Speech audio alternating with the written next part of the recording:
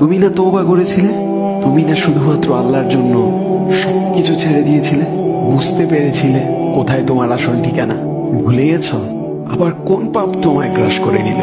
তুমি তো সেই যে নিজের পাপের প্রতি অনুতপ্ত হয়ে সিজদায় পড়ে অঝরে কেঁদেছিলে। তাহলে আবার কেন দুনিয়ার ধোকায় পড়ে গেলে? কেন ভুলে গেলে কোথায় তোমার আসল গন্তব্য? তুমি কি হার মেনে নিয়েছো নফসের কাছে? তুমি এত দুর্বল, ভুলে গেছো তুমি কার বান্দা? কে তোমার রব?